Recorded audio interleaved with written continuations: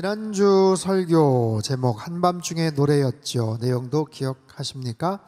귀신 들린 여종을 고쳐준 대가로 오히려 매를 맞고 옥에 갇혔던 바울과 실라 이야기였습니다. 한밤중에 어두울 때 환난 가운데 감옥에서 억울하게 잔뜩 매를 맞고 참 힘겨운 상황에서도 바울과 실라가 하나님을 찬양했다, 기도했다라는 거예요. 참 뭐라고 찬양을 했을까요? 어떤 곡을 불렀을까요? 오늘 우리들이 부르는 찬양이나 복음성가 중에 그런 상황에 적합하고 어울릴 만한 그런 찬양곡이 혹시 있을까요? 즉 귀신 쫓아냈다 매 맞고 감옥에 갇혀 부르기에 딱 좋은 그런 찬양, 이런 찬양 말입니다. 자, 어떤 찬양을 불렀는지는 모르지만 성경은 그 찬양의 소리를 죄수들이 들었더라 라고 성경은 기록합니다. 죄수들이 들었어요. 귀담아 들었어요. 또 오늘 본문의 주인공 간수가 아마 들었을 겁니다. 틀림없이 들었겠죠?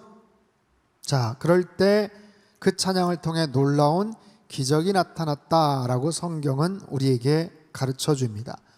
고난 가운데, 환난 가운데 한밤중에 찬양을 하면 하나님께서 우리에게 기적을 허락해 주실 줄 믿습니다. 힘들고 어려운 칠흑과 같은 상황에서도 하나님을 찬양하고 기도하면 옥문이 무너지고 묶여있던, 감싸있던 모든 착고가 풀어지게 될 줄 믿습니다. 여러분, 이런 놀라운 하나님의 특별한 은총을 기대하시고 또 그렇게 찬양하고 주님 앞에 나가 놀라운 은혜를 경험하셨으면 좋겠어요. 자, 오늘 본문은 그 다음 이야기입니다. 옥문이 열리고 죄수들이 보이지 않자 당황한 간수는 자결을 하려고 해요. 27절 28절 말씀 우리 한 목소리로 같이 읽겠습니다. 시작. 간수가 자다가 깨어 옥문들이 열린 것을 보고 죄수들이 도망한 줄 생각하고 칼을 빼어 자결하려 하거늘 바울이 크게 소리질러 이르되 내 몸을 상하지 말라, 우리가 다 여기 있노라. 자, 간수를 말리면서 바울이 선포한 오늘 핵심적인 내용, 주 예수를 믿으라, 그리하면 너와 내 집이 구원을 얻으리라, 이 말씀을 하죠. 유명한 성경 구절입니다. 주 예수를 믿으라, 그리하면 너와 내 집이 구원을 얻으리라. 요한복음 3장 16절과 더불어 복음의 가장 핵심적인 내용을 담고 있는 그런 말씀이에요. 혹시 기억들을 하시는지 모르겠는데 오래전에 버스 정류장 거기 승차장 옆에 보면 위에 조그만한 천막 같은 것들, 작은 천막 같은 것들이 있어서 비도 피하고 그렇게 승객들을 이렇게 좀 이렇게 보호해 줄 수 있는 그런 자그마한 천막 같은 게 있었어요. 그래서 인근 교회의 후원을 받아서 거기에 어느 교회 그렇게 써 있고 거기에 성경 구절이 주로 적혀 있었는데 이 성경 구절이 참 많이 적혀 있던 걸 저는 기억을 합니다. 주 예수를 믿으라, 그리하면 너와 내 집이 구원을 얻으리라. 그렇죠? 저만 옛날 사람입니까? 다들 모른 척 하시네요. 아무튼 그런 기억이 있어요. 여러분, 그 작은 공간에 적혀 있는 이 성경 구절 정말 실제로요, 제가 아는 권사님은 여고 시절에 그 성경 구절을 보다가 탁 가슴이 뜨거워져서 인근 교회에 자발적으로 자진해서 출석을 하고 그때부터 신앙생활을 했다라는 간증을 제가 들은 적이 있는데, 어쨌든 굉장히 심플하고 아주 명확한 정말 복음의 말씀이죠.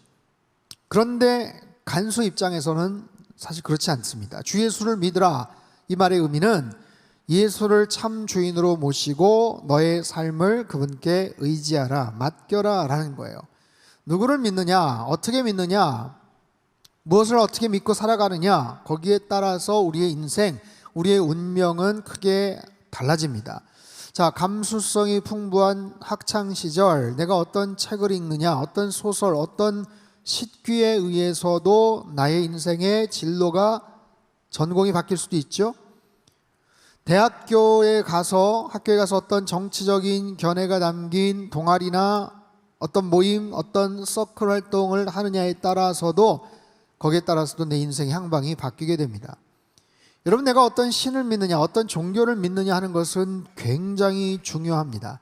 내가 그저 요즘 바쁘고 분주하게 살았는데, 너무 욕심이 많고 치열한 경쟁 속에 살았는데 마음에 좀 묶은 좀 때를 좀 씻기고 좀 그런 경쟁 사회에서 조금 벗어나서 마음의 평강을 좀 찾고 싶다. 뭐 그런 측면에서 평안함을 찾고 마음의 욕심을 좀 비우고 뭐 그런 느낌 때문에 어떤 특별한 종교를 선택하거나 어떤 특별한 종교 행위에 참석을 하거나, 여러분 그렇게 해서 내가 참 좋았어, 만족해, 여러분 거기서 끝날 문제가 아니에요.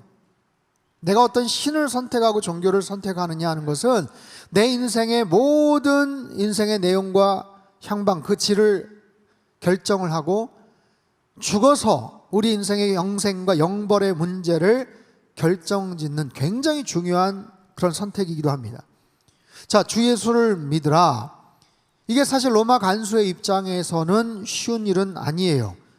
당시 이 간수, 책임을 맡은 간수장일 텐데 로마 황제에게 충성을 서약했던 로마 정부에 소속되어 있는, 봉급을 받는 그런 공무원이었겠죠. 당시 로마 제국의 모든 영토에서는 황제가 주이다, 황제가 주님이다, Caesar is the Lord, 시저가 주님이다라는 고백이 울려 퍼졌어요. 여러분, 예수님 탄생 당시에 로마 황제였던 아우구스투스, 이 사람은 죽어서 신으로 칭호를 받게 됩니다. 죽고 나서 사람들에게 신으로 칭호를 받아요. 그런데 그 이후의 황제들은 점점 자신들을 뻔뻔하게도 살아생전의 신으로 호칭을 하게 명령을 내리죠. 따라서 로마의 모든 황제를 주 퀴리오스라고 고백하고 섬기도록 명령이 떨어진 거예요. 광대한 지역을 통치하던 로마 제국은 다양한 민족, 사상, 혈통, 문화, 언어 혼잡해 있었던 그런 공동체죠. 그랬기 때문에 다양한 모습의 자율권을 주었어요. 가장 중요한 것은 각 지역마다 자기네들이 섬기는 민족 지역의 특별한 신들, 종교 행위를 허락을 해주었죠. 그렇지 않고선 로마 제국의 공권력이 그 모든 것을 포괄적으로 그렇게 옥죄일 수 있는 그런 상황은 아니었어요. 하지만 그렇다고 방임하고 자율권을 준다고 해도 무조건적으로 다 풀어줄 수는 없는 거예요. 그렇기 때문에 로마 제국에 속해 있는 모든 백성들은 1년에 한두 차례 공식적으로 그 황제를 Caesar is the Lord, 주인으로, 마치 주님으로 그렇게 고백하면 그 외의 나머지 종교적인 행사나 그들의 신앙적인 행위는 그냥 자율적으로 허락해 줬다는 거예요. 상당히 어떻게 보면 유연성 있는 그런 종교적 그런 나름대로의 시스템들을 갖고 있었죠. 그럼에도 우리가 잘 알고 있는 네로 황제나 도미티아누스 황제 같이 굉장히 극심하게 크리스천들을 박해했던 그런 시기가 있어요. 그런 타이밍, 그런 시기에는 평상시에도 크리스천이라는 이유로 붙잡혀서 고문을 당하거나 목숨을 잃는 사례가 빈번했죠. 카타콤의 순교자라는 책에 이런 대목이 나옵니다. AD 250년 테시우스 황제 시대에 많은 크리스천들이 붙잡혀서 순교를 당하게 돼요. 그때 폴리오라는 13살 어린 소년에게 재판관이 질문을 합니다. 너의 이름이 무엇이냐? 제 이름은 마카스 셀비리 폴리오입니다. 너 나이가 몇이야? 저는 이제 13살입니다. 너는 그리스도 신자라는 제목으로 신문을 받고 있어. 할 말이 있는가? 저는 아무런 죄도 짓지 않았습니다. 다만 그리스도를 믿는 크리스천입니다. 그리고 여러 사람들 앞에서 이렇게 고백하는 것은 최고의 기쁨입니다. 재판관이 막 화가 나는 거예요. 크리스천이라고 한 것 자체가 반역자라고 시인한 것과 같다. 어린 소년이 말합니다. 저는 반역자가 아닙니다. 다만 크리스천입니다. 제국의 법률은 크리스천이 되는 것을 사형으로 금한다. 네가 크리스천이기 때문에 너는 죽어야 돼. 하지만 너는 어리다. 너를 동정한다. 그래서 어리석은 미신을 버리고 현명한 역사를 가진 우리 종교의 마음을 바쳐라. 소년이 말합니다. 저는 싫습니다. 나의 주님을 부인할 수 없습니다. 화가 난 재판관이 마지막 기회를 준다. 이 잔을 가지고 와서 제단에 붓기만 하면 돼. 하지만 저는 주님을 부인할 마음이 없습니다. 그래, 그럼 할 수 없구나. 네 말이 너의 운명을 정했다. 이 녀석을 사형에 처하라. 어린 13살짜리 폴리오는 극형에 처해져 목숨을 잃게 됩니다. 여러분, 사도 바울 시대에도 마찬가지예요. 로마 황제 외에는 주가 없다는 것, 로마 황제만이 퀴리오스이고 주인이 되신다는 절대적인 신념과 그 고백을 이 눈앞에 있는 간수가 말할 수 있다는 것 쉬운 것 아닙니다. 흥미로운 사실은요, 이 간수가 자다가 지진에 놀라서 벌떡 깼다고 말하죠. 눈앞에 옥문이 텅 비고 죄수들이 사라진 것을 보자마자 칼을 빼서 자결을 하려고 해요. 성격 참 급한 사람인데, 성격이 급해서 그런가? 뭐 그럴 수도 있겠지만 그만큼 날이 선 군기가 바짝 들은 상황이기 때문에 그랬을 거예요. 특별히 죄인을 놓치면 간수가 대신해서 목숨을 잃게 되었어요. 단순한 엄포나 경고가 아니라 끔찍한 형벌과 무서운 처벌이 기다리고 있기 때문에 책임을 추궁당하고 고문을 당하기 전에 스스로 목숨을 끊고자 했던 그런 폭압적이고 그런 강압적인 두려움에 사로잡혀 있던 상황입니다.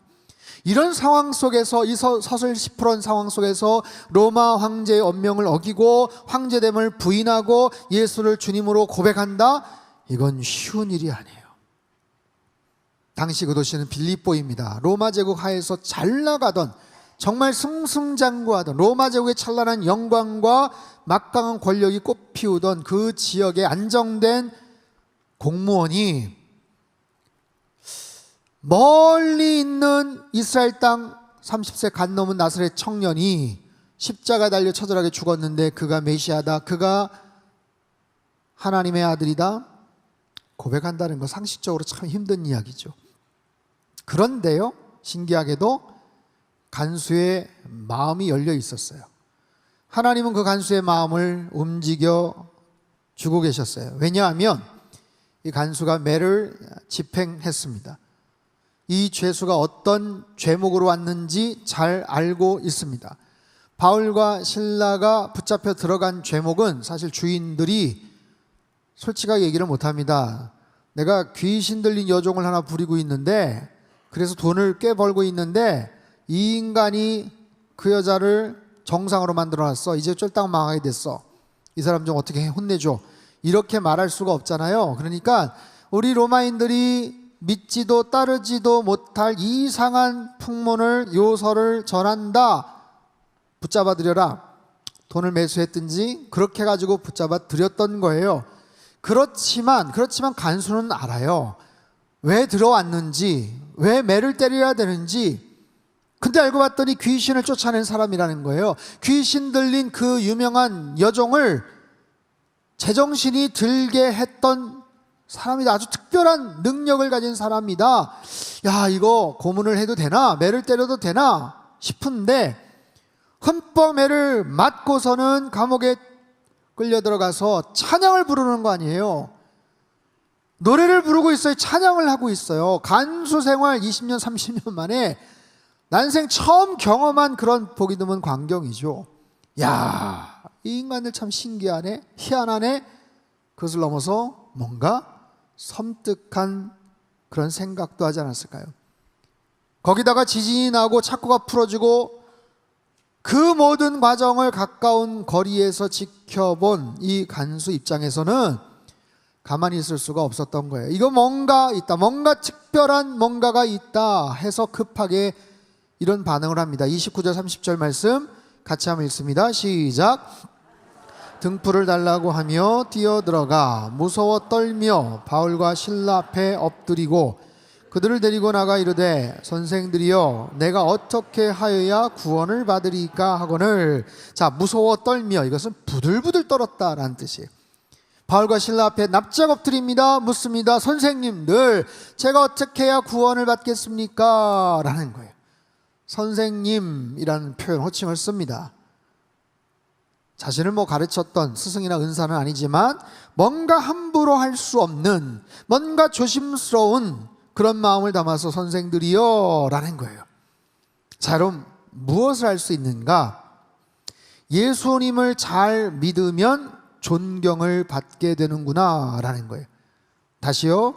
내가 예수님을 잘 믿으면 상대방이 나를 함부로 대하지 않는구나, 상대방이 나를 무시하지 않는구나 라는 거예요.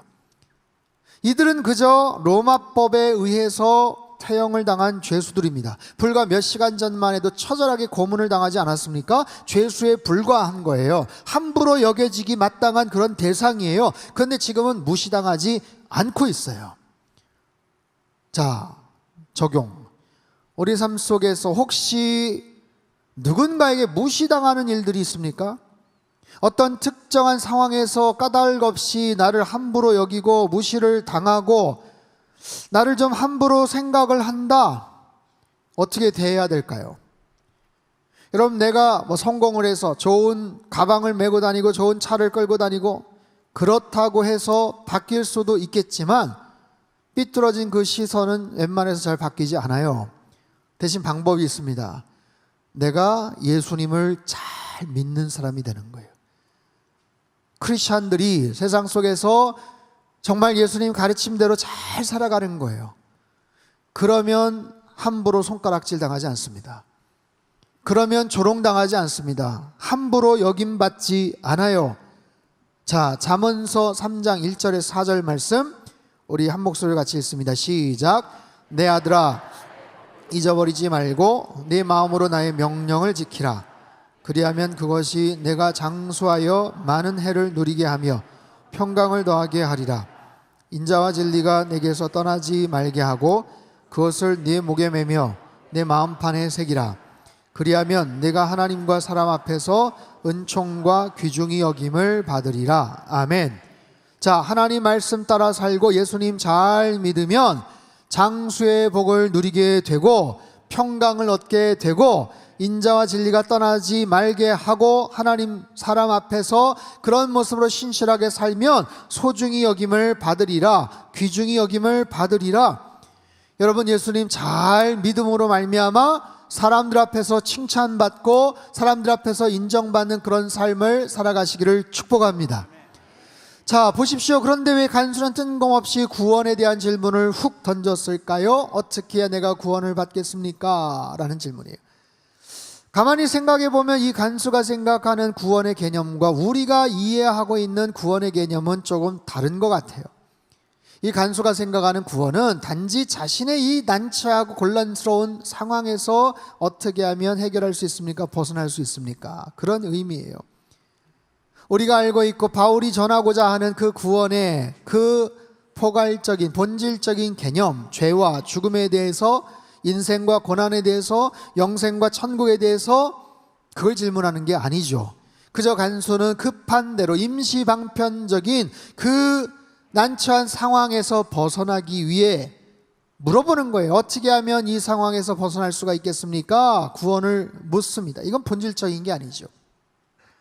여러분, 세상에 많은 사람들이 질문을 던집니다. 굉장히 중요한 급박한 상황에서 뭔가 질문을 던지지만 그 질문에 대해서 답을 찾는 것도 쉽지 않고 때론 질문 자체가 잘못되어 있을 때도 되게 많아요.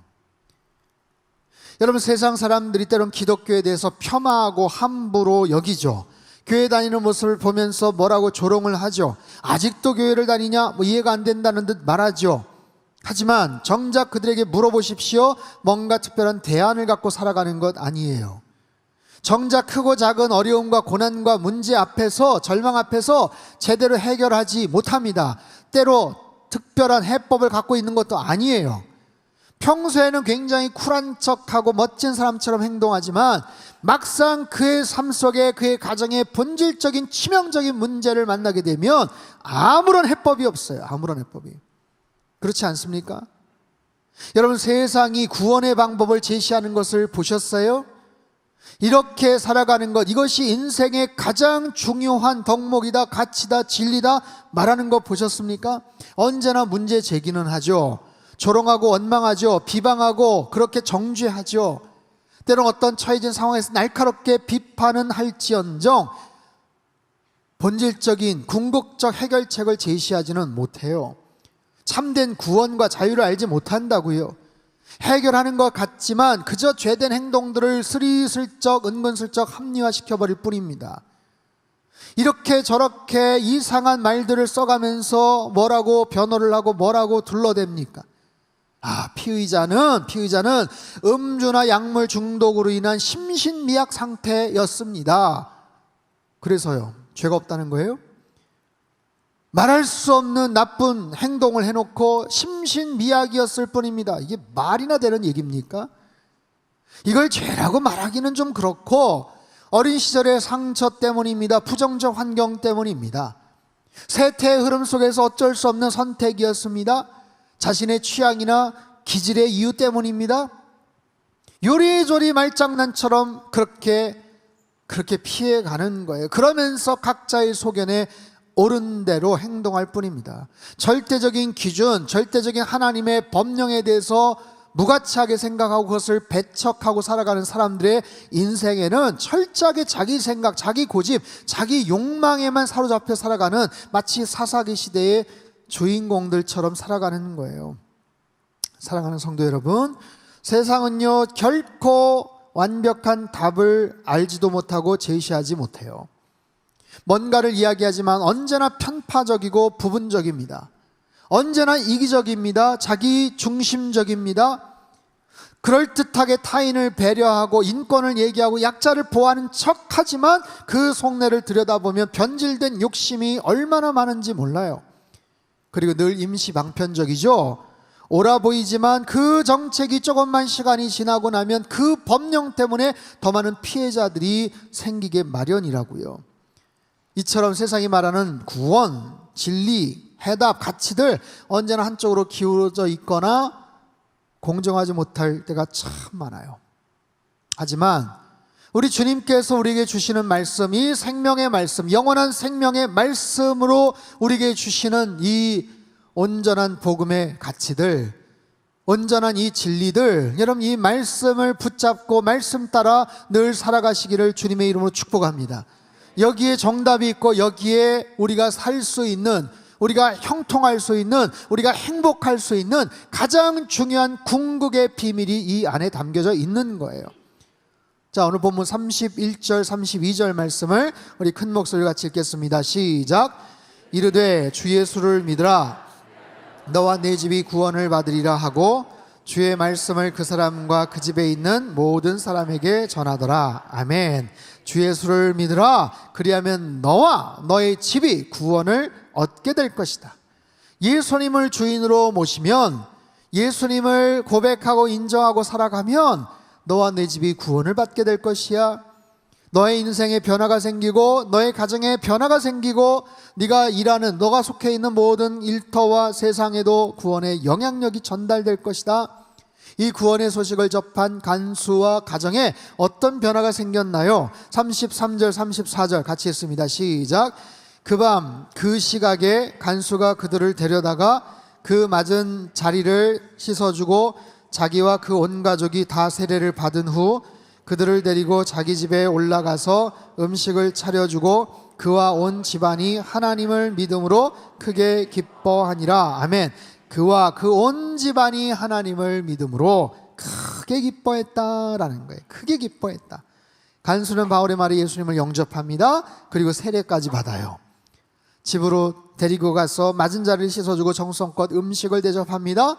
그러자 가족들에게 기쁨이 임했다라는 거예요. 하나님을 믿으니 기쁨이 임했다. 여러분, 사실 인간적인 생각이나 그런 시나리오로 가만히 구분해 보면, 야, 저러다 큰일 나지 않나? 저러다 탈나지 않나? 저러다 붙잡혀가는 거 아닌가? 이래도 되나? 오히려 그 행동으로 인해서 크게 두려워하더라, 이럴 수 있지만 그 두려움이 순식간에 사라져 버렸어요. 오히려 큰 기쁨을 누립니다. 상상할 수 없는 구원의 은총이죠. 말할 수 없는 결단 속에서 그렇게 예수님을 나의 구주로 영접하자 그 가정 안에 놀라운 기쁨이 임했다라는 거예요. 여러분, 불과 얼마 전만 해도 이 간수는 두려움에 사로잡혔어요. 오죽하면 그 두려움으로 인해서 스스로 목숨을 끊으려고 했던 사람 아니겠어요? 가족도 있고 가정도 있었던 사람인데 얼마나 그 극심한 두려움에 사로잡혔으면 그랬겠습니까? 그런데도 불구하고 주인이 바뀌니까 인생의 주인이 바뀌니까 주님께서 그의 인생에, 그의 가정에 하늘의 평강을 더하여 주시더라라는 거예요. 여러분, 과거에 황제가 주인이었어요. 무슨 주인이에요? 주인이긴. 여러분, 오늘 시대에도 예수님이 아닌 또 다른 많은 대상을 자기 주인으로 고백하고 모시고 그렇게 쫓아다니며 살아가는 사람들 인생들이 얼마나 많습니까? 내 스스로가 주인 되어 살아가는 사람들이 얼마나 많습니까? 돈을 주인으로, 명예를, 권력을 주인으로 그렇게 섬기며 살아가는 사람들이 얼마나 많습니까? 여러분, 그런 인생의 평안이 있습니까? 자유함이 있습니까? 기쁨이 있습니까? 잠깐의 쾌락이나 그런 희열을 줄지는 몰라도 궁극적으로는 그의 인생에 찾아오는 불안과 염려와 근심, 걱정, 두려움이 어떻게 해결할 수가 없어요. 실존적인 인생의 그 모든 문제든 예수님을 나의 구세주로, 나의 주님으로 고백할 때만이 온전하게 해결되는 줄 믿습니다. 사랑하는 성도 여러분, 우리 인생에 예수님이 나의 인생의 구세주가 되셔서, 여러분 인생의 주인이 되셔서 오늘 본문에 나와 있는 이 간수와 그 가족처럼 여러분 심령 가운데 하늘의 평강이 임하게 되기를 주님의 이름으로 축복합니다. 하나님께서 주시는 하늘의 기쁨으로 가득 찬 인생 되기를 바랍니다. 여러분, 지난 한 주간 어떠셨나요? 마음속에 기쁨이 있었습니까? 평강이 있으셨습니까? 더 예수님을 믿으십시오. 이미 예수님을 다 믿으신 분들이지만 여기서 믿으라는 것은 여러분의 삶의 모든 영역 속에 예수님이 나의 인생의 주권자 되심을 선포하라는 거예요. 형식적인, 그냥 의식적인 말 한마디 하고 끝나는 게 아니에요. 그분의 통치와 다스림 속에서 살아가라라는 거예요.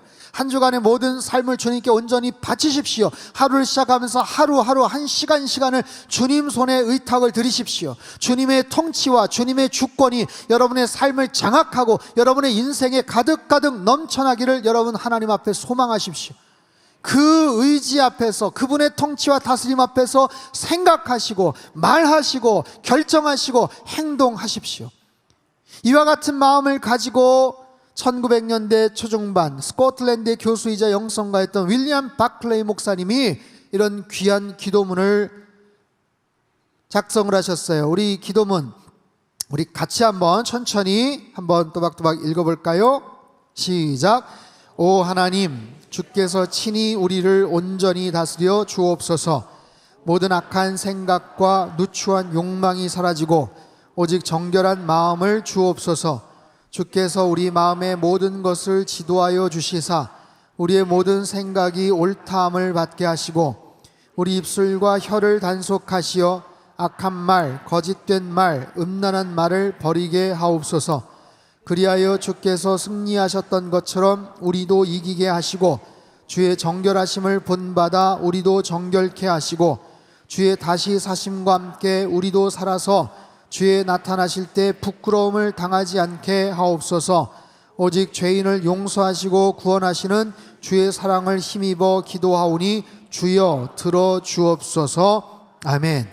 아멘. 예수님을 나의 구세주로 분명하게 고백하고 그분의 통치와 다스림 속에서 살아갈 때 우리의 언어 생활이 바뀌고 우리의 생각이 바뀌고 우리의 마음의 변화가 생기고 우리의 일상에 하나님의 놀라운 축복이 함께 하실 줄 믿습니다. 여러분, 인생의 주인을 제대로 만나면 참 평강이 임하게 되는 거예요. 인생의 주인 안에서 여러분 참된 기쁨과 자유함을 누리시기를 바랍니다. 우리 가정 안에 하나님, 주님의 통치와 다스림이 충만케 하여 주시옵소서. 하나님, 내 삶의 모든 영역을 주님께서 주인 되어 주시어서 주님의 지혜로, 주님의 놀라운 능력으로, 주님의 놀라운 은혜로 말미암아 덮어주시고 날마다 승리케 하여 주시옵소서. 주 예수를 믿으라. 그리하면 너와 내 집이 구원을 얻으리라. 여러분, 일상에서 이 구원의 놀라운 능력이 사건으로 나타나고 이 놀라운 구원의 축복이 우리의 삶의 구석구석에서 현실로 나타나서 이번 한 주간도 주님 바라보며 동행하며 승리하며 사시기를 주님의 이름으로 축복합니다. 사랑하는 주님, 주님만이 우리 인생의 주인 되시는 줄 믿습니다. 그 어떤 것도 내 인생의 핸들을 잡을 수 없습니다. 돈이든 명예든 쾌락이든 나의 혈기와 욕심이 내 인생의 핸들을 잡고 함부로 운전하지 않게 주님 막아주시고, 주님께서 내 인생의 주권자 되어주셔서 주님의 완전한 통치와 완벽한 다스림 속에 살아가는 하루하루의 삶이 되게 도와주시고, 그분 안에서 참된 평강과 은혜와 소망과 자유함을 날마다 누리며 살아가는 우리 가정이 되게 하시고, 우리 하루하루의 모든 삶의 일과가 되도록 축복하여 주옵소서. 존귀하신 예수님의 이름으로 기도합나이다. 아멘.